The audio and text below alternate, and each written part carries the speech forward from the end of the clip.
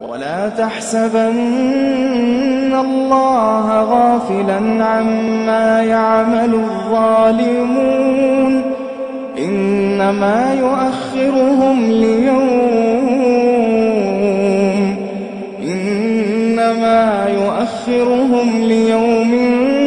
تشخص فيه الأبصار مهطعين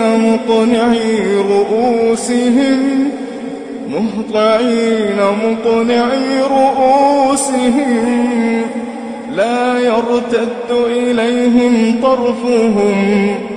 لا يرتد إليهم طرفهم وأفئدتهم هواء وأنذر الناس يوم يأتيهم العذاب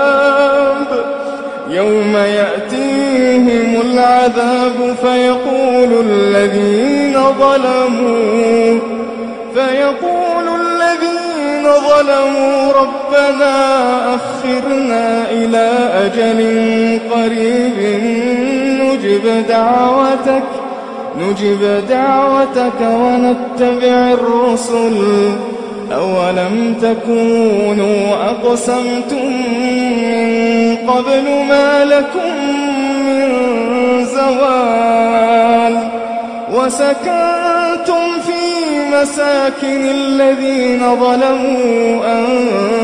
أنفسهم وتبين لكم كيف فعلنا بهم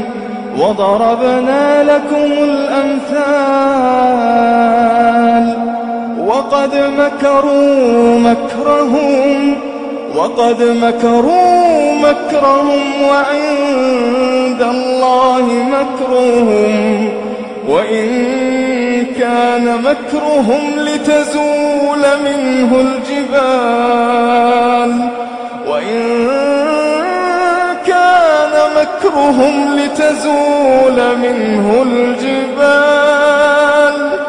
فلا تحسبن الله مخلف وعده رسوله إن الله عزيز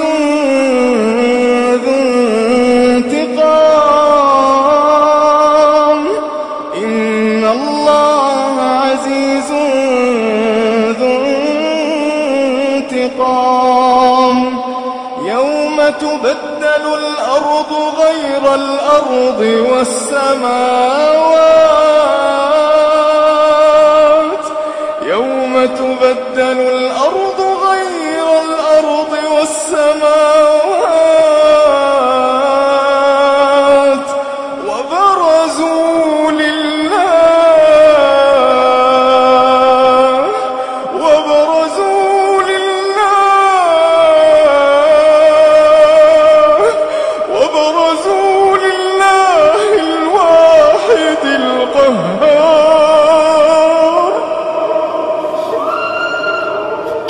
وبرزوا لله الواحد القهار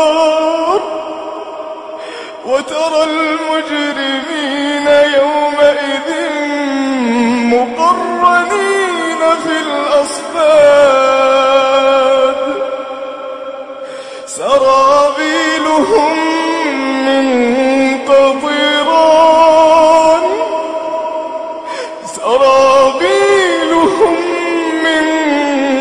قطران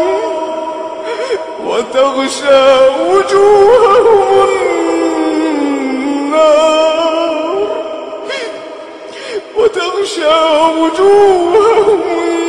النار ليجزي الله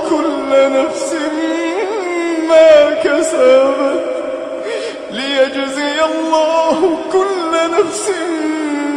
ما كسبت إن الله سريع الحساب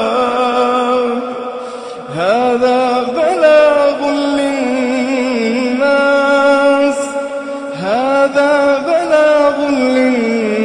للناس ولينذروا به وليعلموا أن إله واحد وليعلموا أنما هو إله واحد وليذكر أولو الألباب.